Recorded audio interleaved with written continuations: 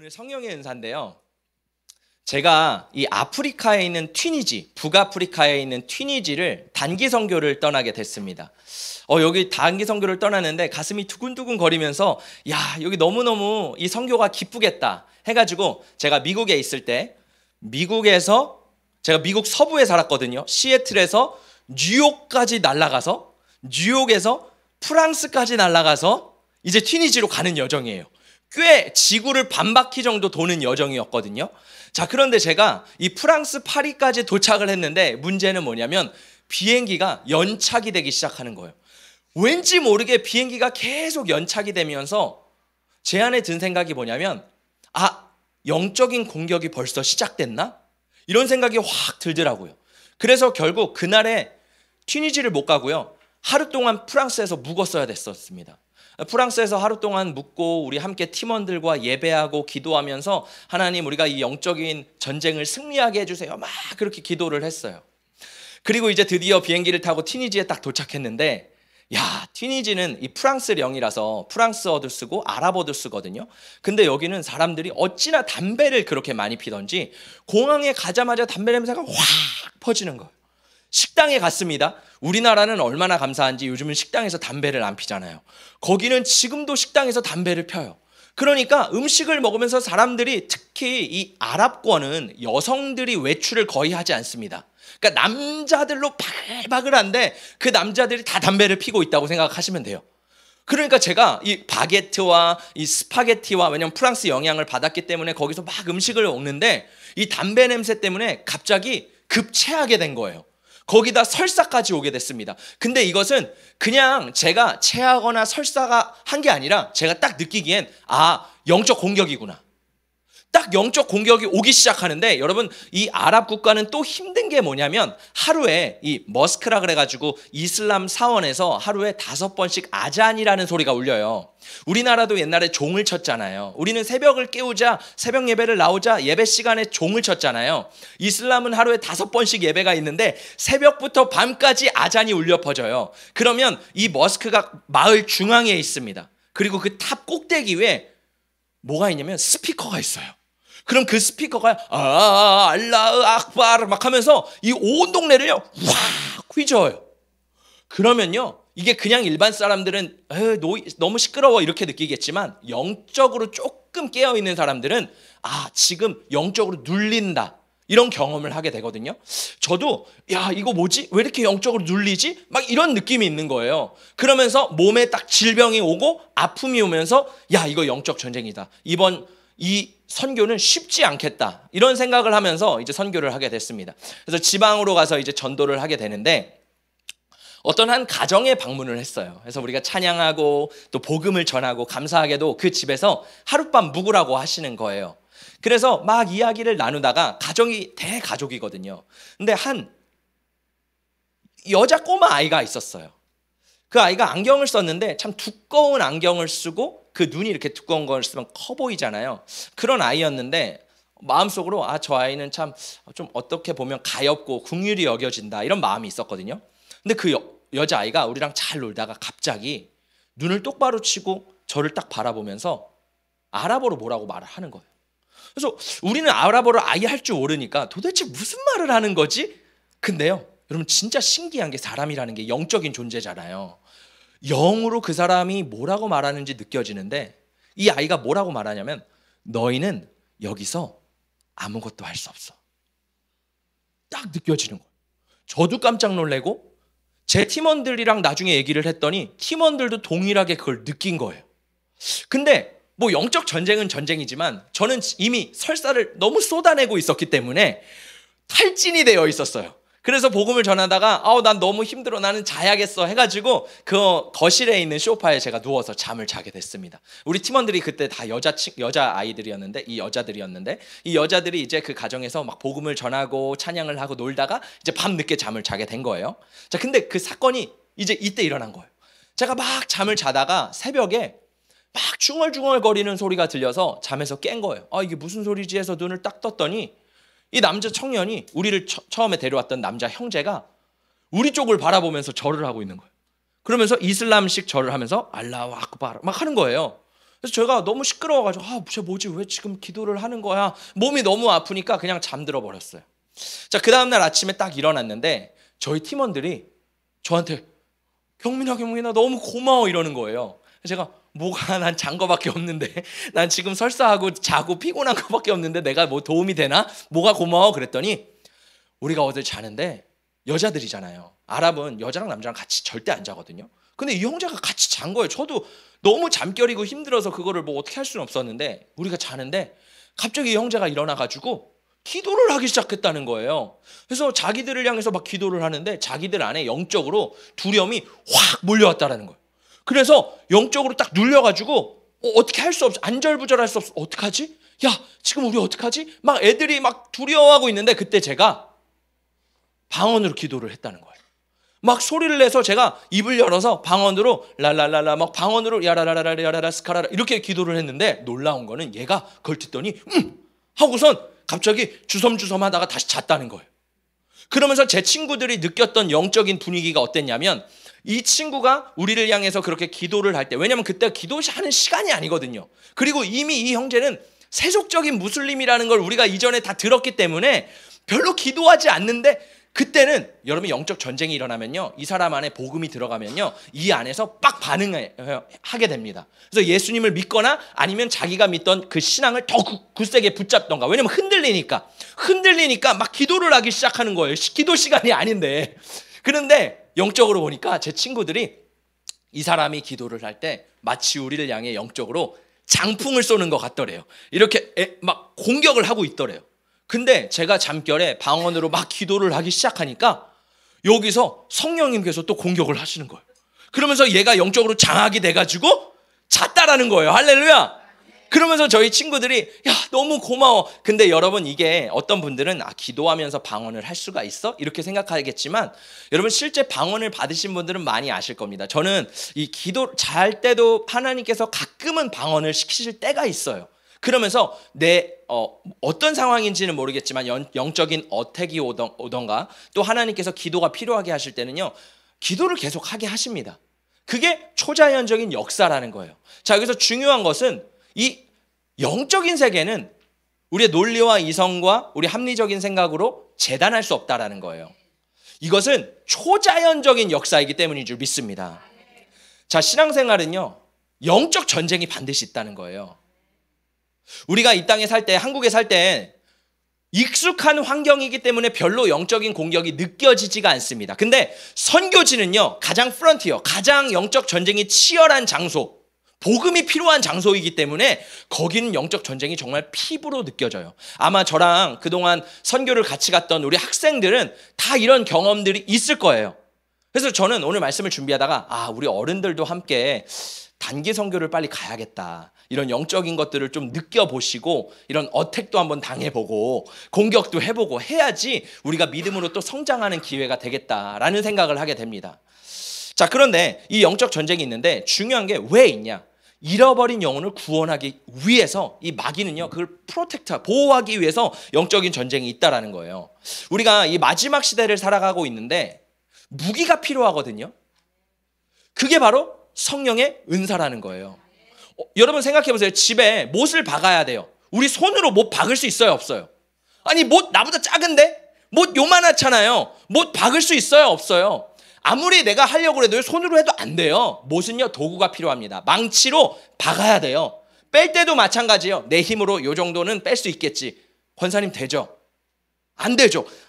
빼도 이게 안 돼요. 신기해요. 도구가 있어서 망치로 딱 빼야지만 그게 빠지는 거예요. 신앙생활도 마찬가지입니다. 우리는 어쩌면 아무런 무기 없이 나는 지금 너무 잘 싸우고 있어. 나는 지금 너무 잘하고 있어. 혼자 스스로 착각에 빠져 있는 걸 수도 있다라는 거예요. 중요한 거는 신앙생활은 반드시 무기가 필요한데, 도구가 필요한데 그것이 성령의 은사라는 것입니다.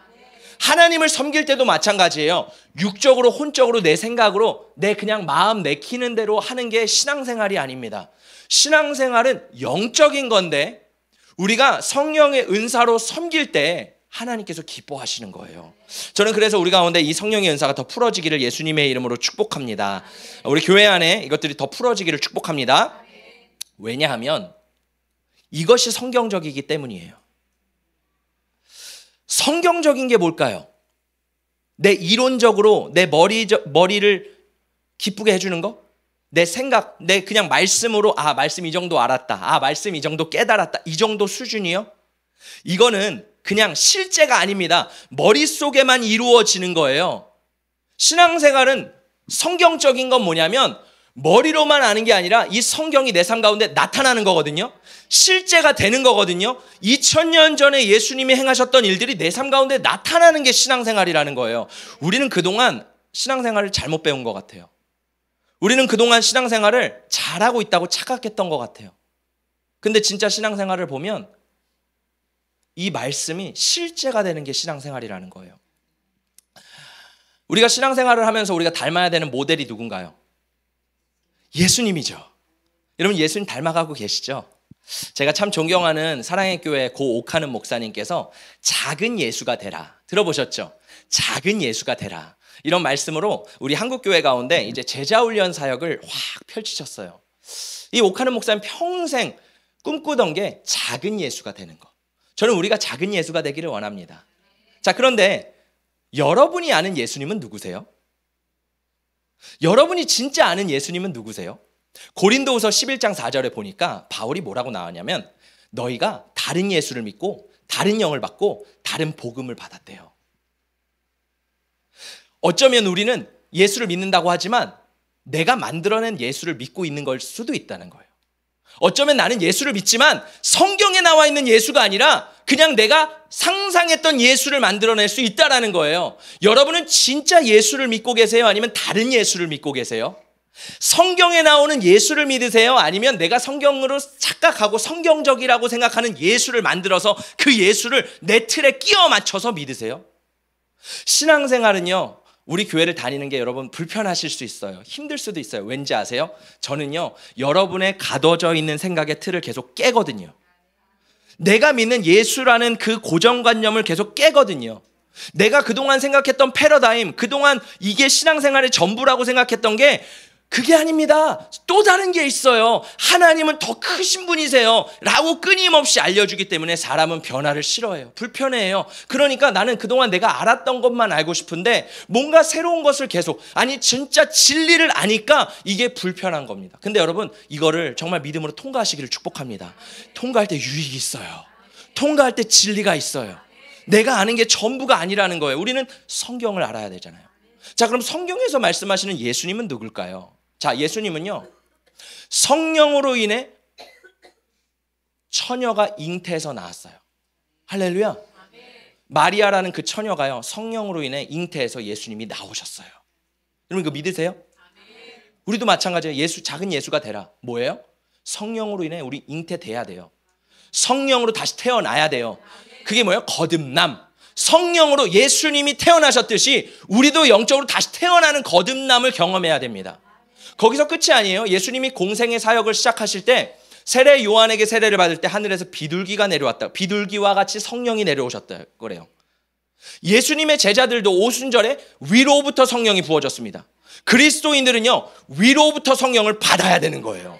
할렐루야. 내가 거듭나는 것뿐만 아니라 위로부터 성령을 받아야 되는 줄 믿습니다. 할렐루야. 자, 그러면 이 예수님은 어떤 사역을 하셨나요? 우리가 예수님처럼 거듭나야 되고 우리가 예수님처럼 위로부터 능력을 받아야 돼요. 자, 그리고 예수님은 그 이후에 어떤 사역을 하셨는지 우리 함께 말씀을 보겠습니다. 함께 읽어볼게요. 마태복음 4장 23절 시작. 예수께서 온 갈릴리에 두루 다니사 그들의 회당에서 가르치시며 천국 복음을 전파하시며 백성 중에 모든 병과 모든 약한 것을 고치시며. 사도행전입니다. 시작. 하나님이 나사렛 예수에게 성령과 능력을 기름 붓듯 하셨음에 그가 두루 다니시며 선한 일을 행하시고 마귀에게 눌린 모든 사람을 고치셨으니 이는 하나님이 함께 하셨습니다. 자, 말씀해 보니까 예수님이 하셨던 3대 사역이 있습니다. 이거는 예수님의 3대 사역이라고 말해요. 뭡니까? 가르치시고 전파하시고 치유하셨습니다. 자, 따라해 보겠습니다. 가르치시고 전파하시고 치유하셨다. 가르치시고 전파하시고 치유하셨다. 작은 예수가 되래요. 작은 예수가 뭐예요? 가르치고 전파하고 치유하는 게 작은 예수라는 거예요. 근데 우리는 치유하는 거를 그게 맞아? 그거 치우친 거 아니야? 당신이 치우친 거예요. 예수님은요, 가르치고 전파하고 치유하셨어요. 할렐루야! 이게 성경적이라는 거예요. 근데 우리는 성경적이야 너무 잘못 배웠어요.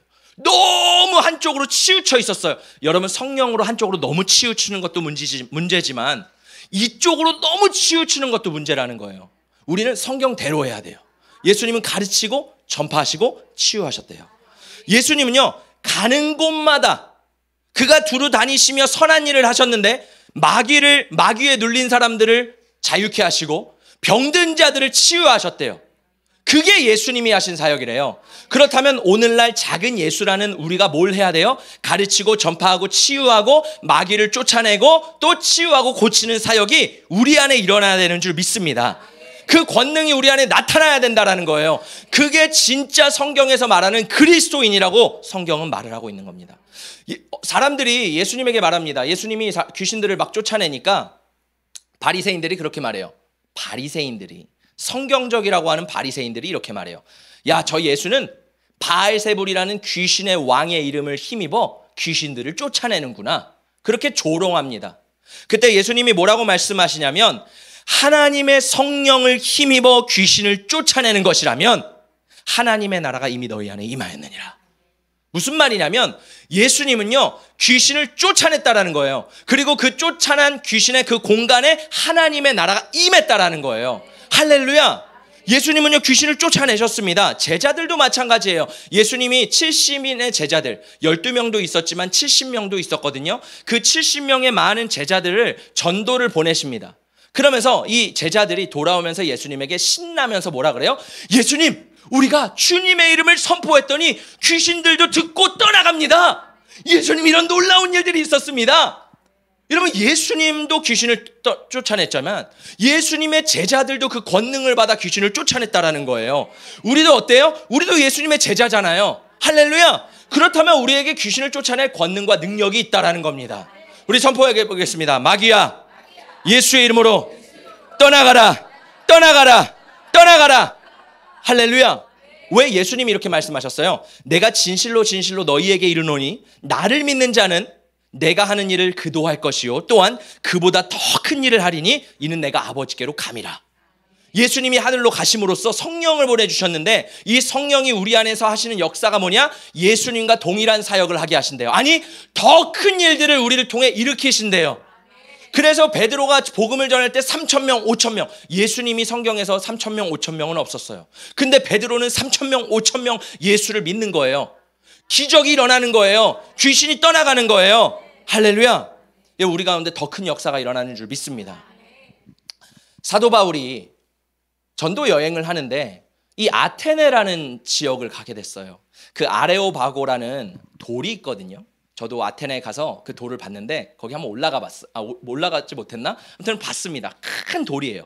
그러니까 아테네 문화는 뭐였냐면 수많은 철학자들이 있었어요. 그러니까 성경에 보니까 에피크로스 철학자, 스토아 철학자, 그러니까 수많은 철학자들이 모여서 토론하는 장소가 아테네였습니다.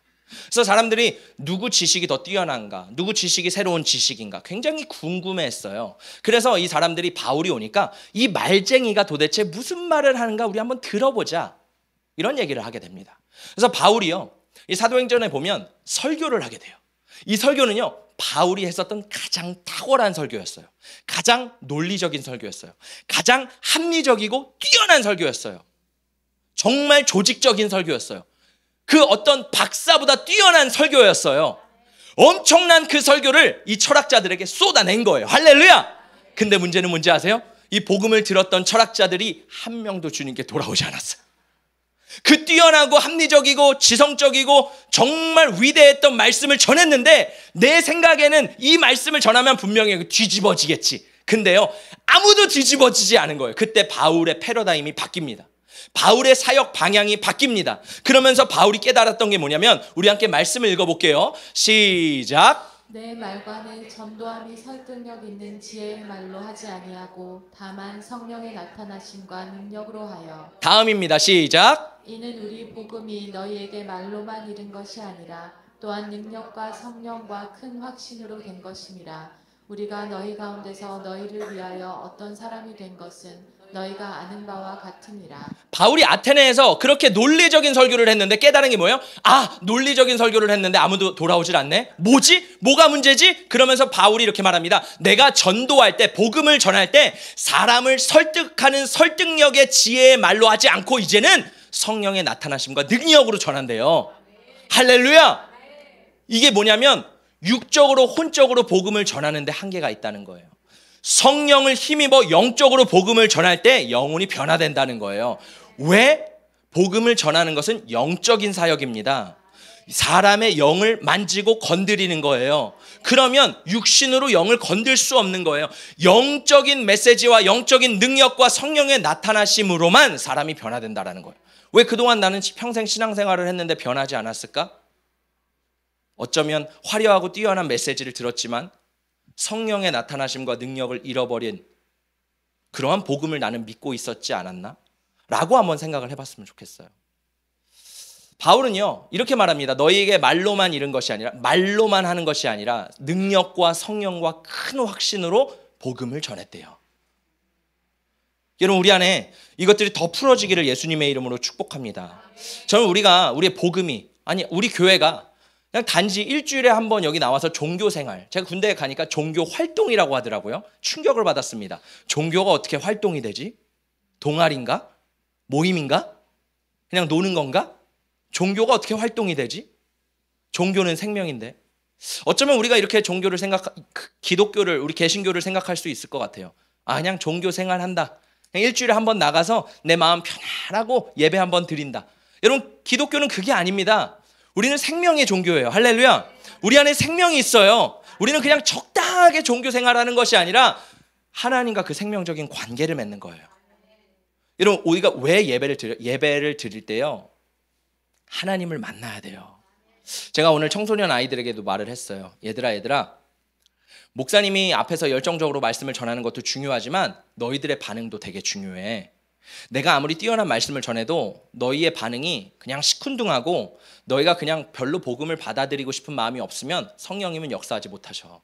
너희가 마음을 열어야 되고, 너희가 아멘을 해야 되고, 너희가 부르짖어야 되고, 너희가 찬양해야 되고, 너희가 하나님 앞에 나아가려고 힘써야 돼.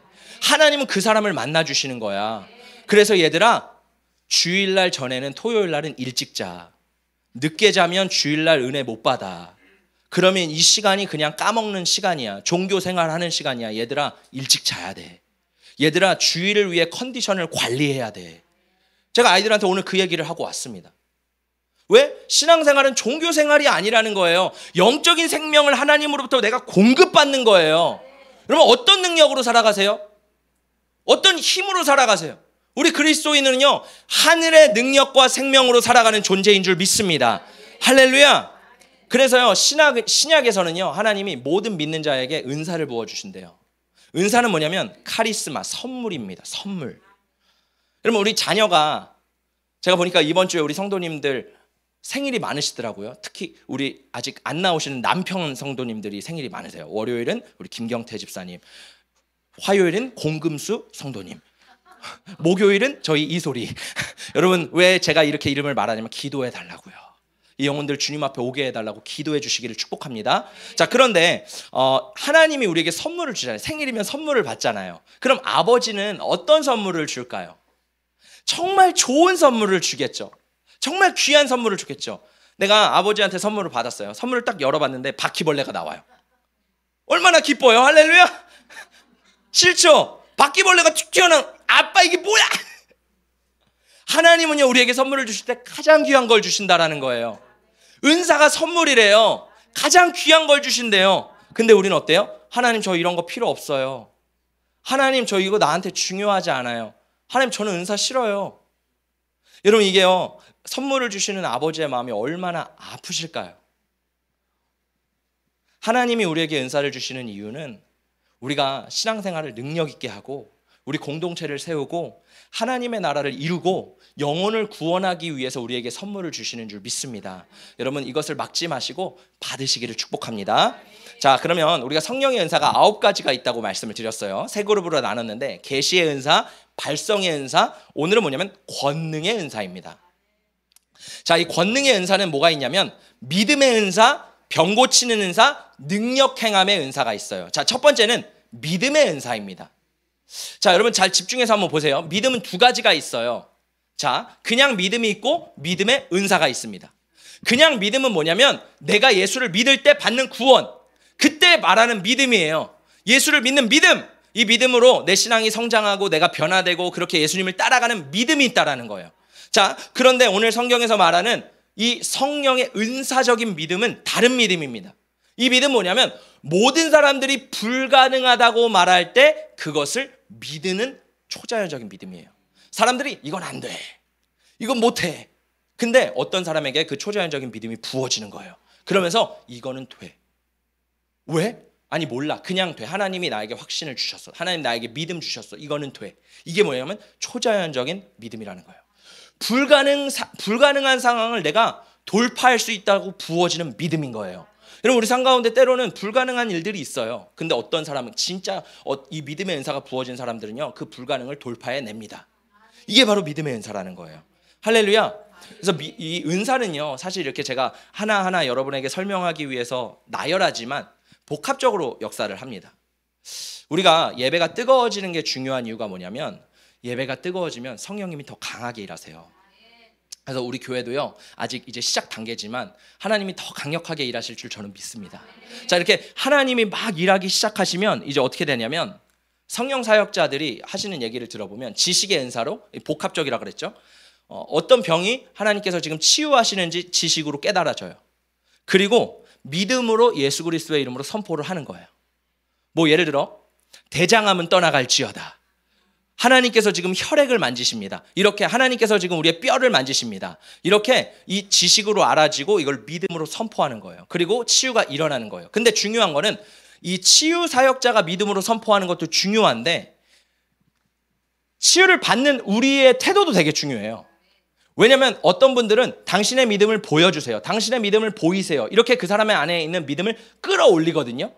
이 사람에게 치유의 은사가 있지만, 믿음이 있지만 이 사람에게도 받을 만한 믿음이 필요해요. 그래서 이 사람이 그걸 탁 잡아야 돼요. 믿음으로 탁 잡아야 돼요. 그래서 이것이 탁 연결됐을 때 치유가 풀어지는 경우를 제가 많이 봤습니다. 그래서요, 우리가 중요한 것은 하나님 저에게 믿음을 주세요. 제 병이 나을 수 있다라는 믿음을 주세요. 이것이 우리 가운데 확 풀어질 때 우리의 질병이 치유될 줄 믿습니다. 할렐루야. 자, 두 번째 병 고치는 은사인데 이것은 치유의 은사입니다. 예수님이 손을 얹을 때마다 병든 자들이 나았어요. 제자들이 손을 얹을 때마다 병든 자들이 나았어요.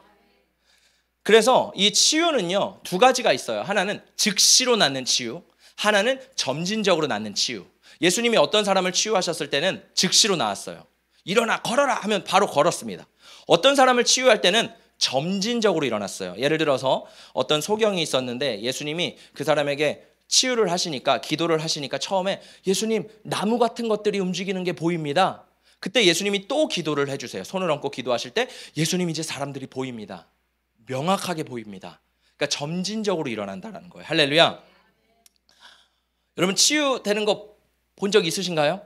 뭐 없으신 분들도 있고 있으신 분들도 있어서 제가 영상을 준비할까 하다가 너무 투머치인가 하다가 제가 말씀으로만 준비하는데 정말 많은 치유 사역자들이 있습니다. 저도요, 되게 놀라운 게 뭐냐면 제가 예전에 찬양 인도를 막 하고 있었어요. 막 찬양 인도를 하다가 여러분 우리 두 손 높이 들고 기도합시다 하니까 성도님들이 다 두 손을 높이 들고 막 기도를 하는 거예요. 근데요, 나중에 끝나서 어떤 권사님이 저에게 말씀하시기로는, 그때 제가 전도사였거든요.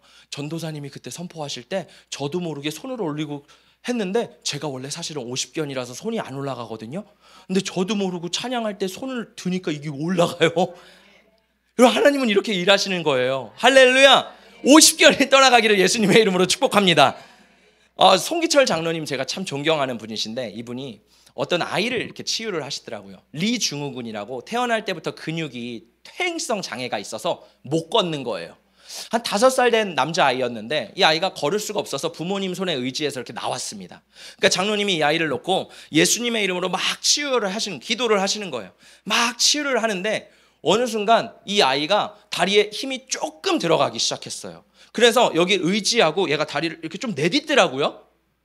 그러면서 계속 기도를 해주시고 치유를 하시고 2달이 지났습니다. 어느 순간 집회를 하고 있는데 애가 원래는 부모님의 의지에서만 움직였는데 불완전하지만 이렇게 움직이는 거예요. 혼자 걷기 시작하는 거예요. 그리고 몇 달 뒤에 또 트랙을 했습니다. 추적을 했어요. 그리고 또 이 아이의 과정을 보니까 이 아이가 또 조금씩 나아지기 시작하는 거예요. 할렐루야. 여러분, 이 치유의 역사는 지금도 일어나는 줄 믿습니다. 제가 여러분 매일매일 우리 축도할 때 치유를 위해서 기도하잖아요.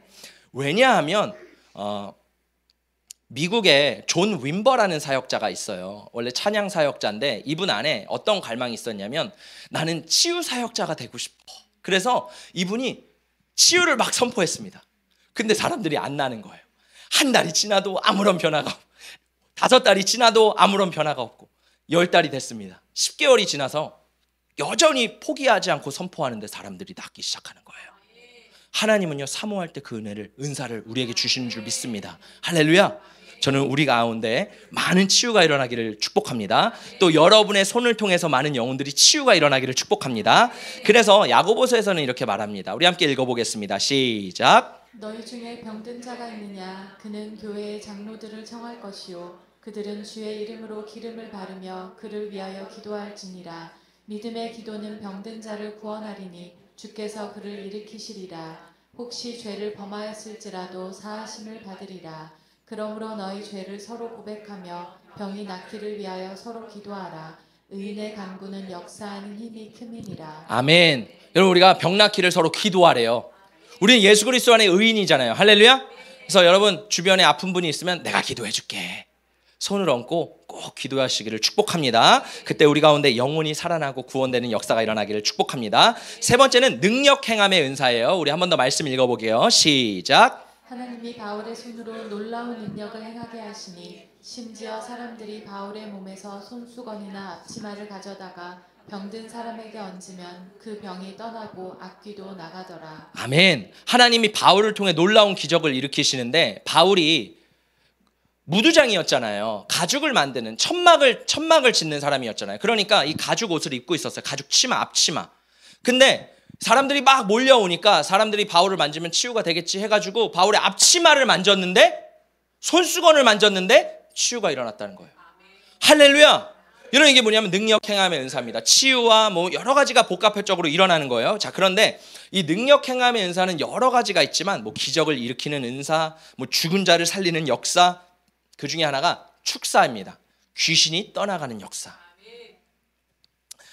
축사는 뭐냐면 악한 영을 내쫓는 은사거든요. 여기에서 낯설게 느껴지는 분들도 계실 거예요. 아, 무슨 이 시대에 귀신이야. 목사님, 귀신이 어디 있어요? 여러분, 귀신의 존재를 믿으세요? 귀신은 있어요. 귀신은 진짜 있어요. 악한 영은 있습니다. 그 못 믿는 분들은 꼭 귀신을 보시기를 축복합니다. 저는요, 목회를 하면서 이 귀신 축사 사역을 많이 봐왔고 또 하나님께서 저를 통해 또 일을 하셨던 것을 부족하지만 많이 경험을 했어요. 사람들이요, 겉으로는 다 멀쩡하거든요. 겉으로는 모난 사람이 없어요. 근데 마음이 썩어지고 문드러지고 마음이 이 안에 귀신이 집을 짓고 있는 사람들이 있어요. 귀신은요, 죄를 통해 들어옵니다. 중독을 통해 들어옵니다. 나의 그런 악한 습성을 통해서 이렇게 들어오면서 집을 짓거든요. 그 귀신을 쫓아내야 되는 거예요. 그래서 내 안에 예수 그리스도의 이름의 권세가 있어서 내가 그 권세를 믿어서 선포하면 내 안에 있는 축사가 일어나요. 할렐루야. 내 안에 있는 축사가 일어나요. 할렐루야. 그래서 내 안에 있는, 왜 제가 예수의 이름으로 마귀야 떠나가라 선포하라고 하냐면 내 안에 있는 어둠의 권세들을 쫓아내게 하기 위해서 우리가 그런 훈련이 필요하기 때문에 하는 거예요. 또 동시에 내가 쫓아낼 수 없는 더 강력한 진도 있어요. 진을 치고 있죠. 그러면 사역자의 도움을 받아야 됩니다. 그래서 손을 얹고 이렇게 할 때요, 귀신이 드러나요. 어떻게 드러나냐면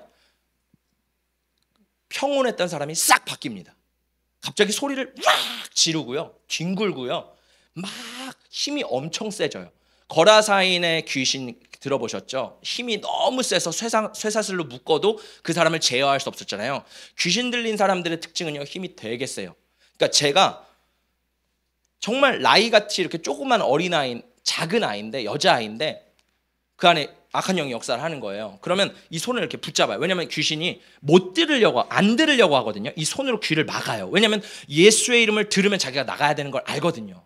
그래서 이거를 하려고 소리를 지르는 이유도 귀를 막고 하면 안 들리잖아요. 그래서 그 못 듣게 하는 거거든요. 그래서 이 손이 올라가는데 제가 그걸 빼야 되잖아요. 와, 힘이 얼마나 센지 안 돼요. 엄청 귀신은 힘이 셉니다. 그러나 예수 그리스도의 이름에 더 큰 능력과 권세가 있는 줄 믿습니다. 그래서요, 우리 안에 있는 귀신들도 다 떠나가야 돼요. 할렐루야! 따라해 보겠습니다. 내 안에 어둠아, 예수의 이름으로 떠나가라. 내 안에 귀신아, 예수의 이름으로 떠나가라. 우리 가정에 어둠아, 예수의 이름으로 떠나가라. 할렐루야. 여러분 계속 선포하시기를 축복합니다. 그때요, 기침이 일어나고요, 하품이 나오고요. 아마 여기서 하품 지금 나오시는 분들은 지금 내 안에 떠나가고 있구나. 정말입니다. 성경에 보니까 귀신은 소리 지르고 떠나가요. 기침을 하고 떠나가요. 하품을 하고 떠나가요. 그리고 어떤 사람은 토를 하기도 합니다. 왜냐하면 그 안에 너무 진이 많아서 계속 쏟아내요. 이게 바로 귀신이 떠나가는 역사라는 거예요. 할렐루야. 하나님은 교회 안에 능력을 주셨어요. 그러니까 교인들이 나는 능력이 너무 없고 나는 너무 부족하고 늘 핍박을 받아야 되는 그런 존재야. 여러분, 우리 가운데 핍박은 있지만 하나님께서는 그 핍박을 이길 수 있는 능력 또한 주셨어요. 근데 우리는 그 능력을 몰라요. 능력을 쓰지를 않아요. 저는 우리 교회가 정말 능력 있는 교회가 되기를 축복합니다. 할렐루야. 자, 그래서 우리 각자마다 은사가 다 다르다는 거예요. 물론 여기 나와 있는 초자연적인 은사들도 있지만 섬기는 은사, 구제하는 은사, 가르치는 은사, 여러 가지 은사가 있습니다. 이걸 통해서 뭘 하는 거예요? 나를 나타내는 게 아니라 공동체를 세우는 거예요. 하나님께 영광 돌리는 게 목적이라는 거예요. 할렐루야. 제가 보니까 우리 교회 성도님들 중에서 진짜 은사가 많으세요. 다들. 왜냐하면 하나님이 우리 한 사람 한 사람을요, 다 특별하게 만드셨어요. 다 존귀하게 만드셨어요. 그래서 은사가 없는 사람이 없습니다. 제가 아는 한 친구가 있는데 이 친구는 제가 보니까 기쁨의 은사가 부어졌어요. 참 신기하죠? 이 친구만 보면 기뻐요. 제 마음이 슬프다가도 이 친구 해같이 빛나는 얼굴만 보면 그냥 그 기쁨의 기름 부음이 제 안에 전이가 됩니다. 그러면서 나 왜 이렇게 기뻐지지? 우리 시온이 때문인가? 기쁨의 은사가 있어요. 할렐루야. 혹시 여러분 우울하시면 전화하세요. 010 전화하시면 기쁨의 은사가 부어질 줄 믿습니다. 할렐루야. 네, 개인정보입니다. 혹시 필요하시면 나중에 물어보세요. 시원아, 너 번호가 뭐니? 그래서 눌려있을 때 전화 한번 하세요. 그러면 집사님 하면서 기쁨을 부어줄 거예요. 이것도 은사예요. 또 어떤 분은요, 가르치는 은사가 있어요. 제가 보니까 모든 사람들이 다 가르치는 은사가 있지는 않더라고요. 대학을 가보니까 교수님들이 많잖아요. 천재래요. 자기는 천재래요. 근데 가르치는 걸 들어보면 영광이에요. 도대체 천재인데 무슨 얘기를 하는지를 모르겠어. 이 사람은요, 가르치는 은사가 없는 거예요. 꽝이에요. 교수를 하면 안 될 사람이 하고 있는 거예요. 근데요, 이 가르치는 은사가 있는 사람이 있어요. 저희 교회 어떤 분을 보면요, 아이들을 보면 애들이 따라요. 그냥 아무것도 안 했는데 애들의 마음을 이해해주고 애들의 마음을 터치해주고 애들의 마음에 공감해주고 그러면 애들이 막 따라가요. 그러면서 애들이 이분만 보면 막 졸랑졸랑졸랑 따라가가지고 이분한테 막 배우고 싶어해요. 여러분, 이게 뭐예요? 가르치는 은사라는 거예요. 할렐루야. 긍휼의 은사도 있습니다. 그냥 인간적인 긍휼 말고 하나님이 정말 주셔서 그 영혼을 터치하는 긍휼. 그 영혼이, 그래서 치유의 은사는 이 긍휼의 은사가 있을 때 많이 나타난대요. 왜냐하면 그 아픈 사람을 볼 때 내가 너무 마음이 메어져서 하나님이 사람을 위해 막 기도하다가 그 은사가 나타나는 거예요. 또 어떤 분은 섬김의 은사도 있습니다. 뭐 이거는 좀 외적이지만 우리 교회 어떤 집사님은 그냥 카드를 주세요. 돈으로 섬기는 은사. 여러분, 재정도 되게 필요합니다. 저희가 지난주에 우리 성도님들이 진짜 많아가지고 식사를 하는데 책상이 부족하더라고요. 그래서 코스트코 가지고 저 책상 좀, 식탁 좀 사야 되나? 막 잠깐 이런 생각이 들었어요. 근데 불시기도회를 하는데 어떤 집사님이 막 다른 분들 데려와서 낑낑대면서 책상 2개를 가져오신 거예요. 와, 할렐루야. 제가 보니까 섬김의 은사가 있구나. 이렇게 공동체를 세우고 필요를 알고 하나님이 주시는 탁탁탁 이 지혜로 이것들을 섬기는구나. 어떤 분은요, 오늘 비빔밥 데이잖아요. 다 섬기셨잖아요. 할렐루야. 하나님 다 우리에게 그 은사대로 우리를 쓰시는 줄 믿습니다. 그걸 통해 뭐예요? 하나님의 나라를 세워가는 거예요. 자, 우리 교회는요, 은사에 열려있는 교회입니다. 교회는 은사에 열려 있어야 돼요. 그게 성경적이기 때문이죠. 근데 은사가 지금 막 풀어지지는 않아요. 물론 풀어지겠죠. 뭐 예배를 하다가 방언이 터지기도 하고 막 놀라운 역사가 일어나기도 합니다. 근데 동시에 더 중요한 건 뭐냐면 토양이 다져져야 되는 거예요. 제가 왜 이런 기초적인 말씀을 전하냐면 우리 토양을 다지기 위해서예요.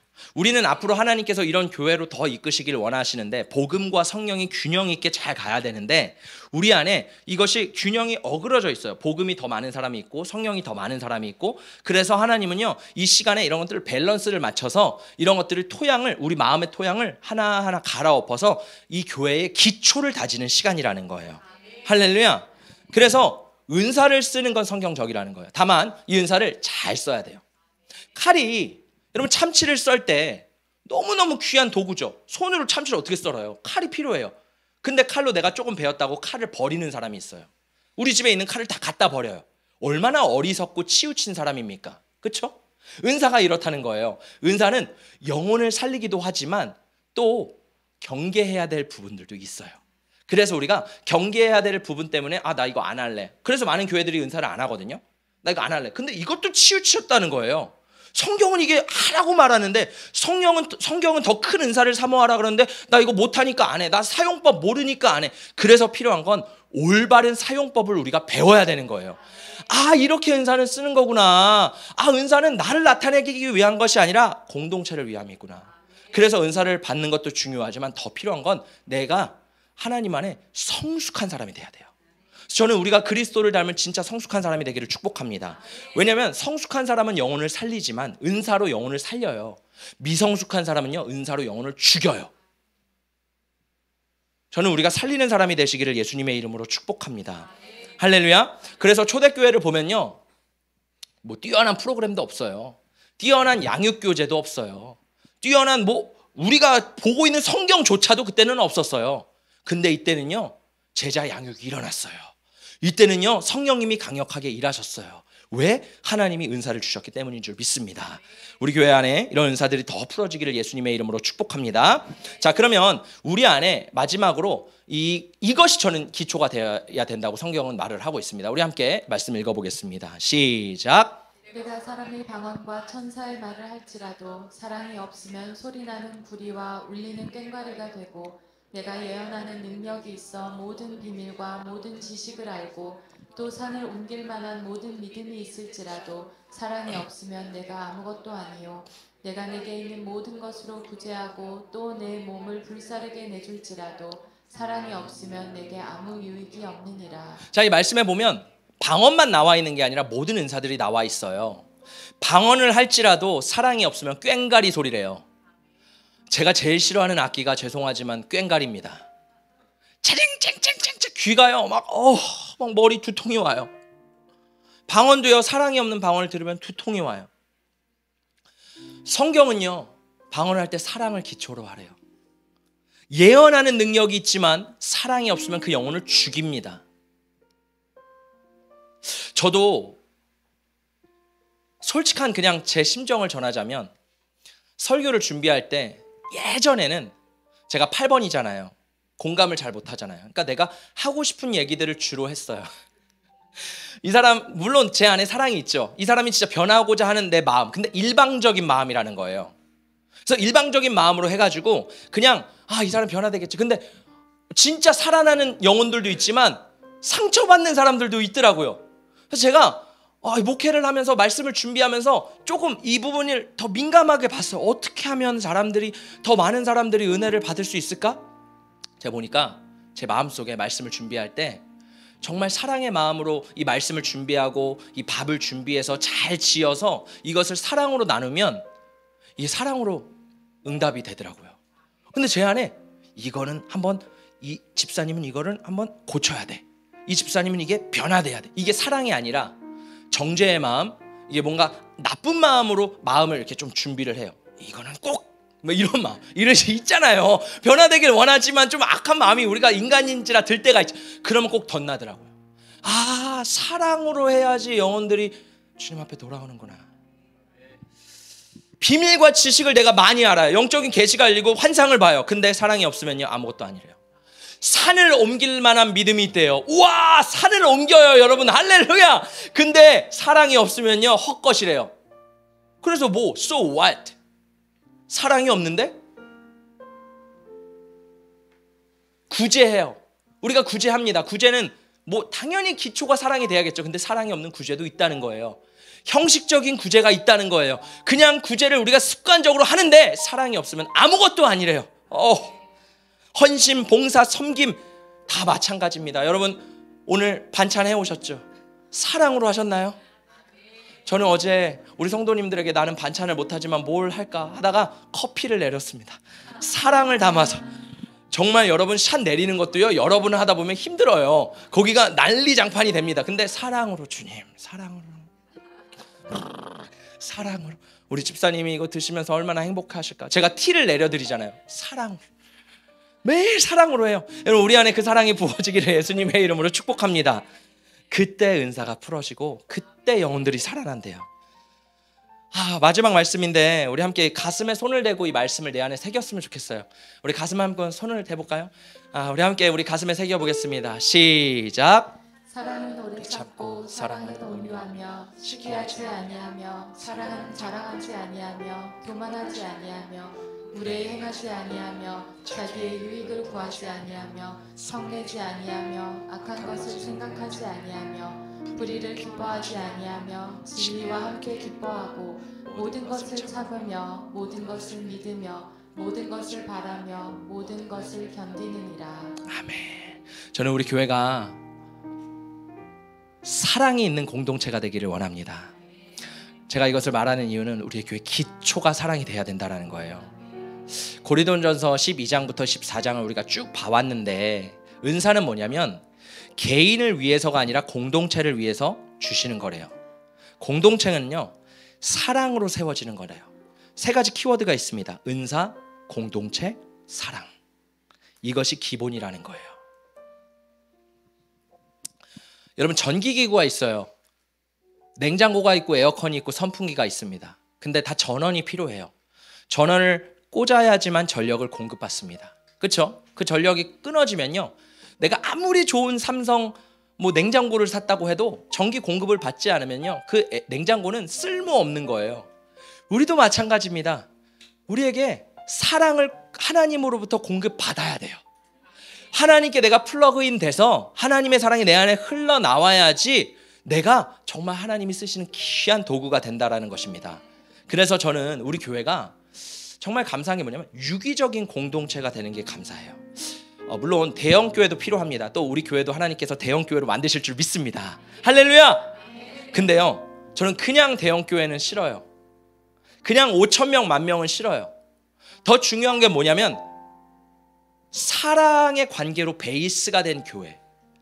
프로그램이 좋아서 간다, 아이들이 친구들 사귀려고 간다, 그냥 묻어서 교회 간다, 이런 마음으로 대형 교회를 많이 갑니다. 근데 그분들이 진짜 성도일까요? 진짜 거듭난, 진짜 변화된, 진짜 천국 가는 신앙을 가졌을까요? 제가 함부로 판단을 할 수 없지만 제가 말씀드리는 거는 사랑의 관계가 우리 안에 필요하다는 거예요.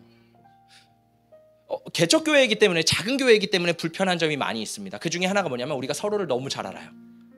그러다 보니까 서로의 약점도 알고 흠도 알고 그게 다 보여요.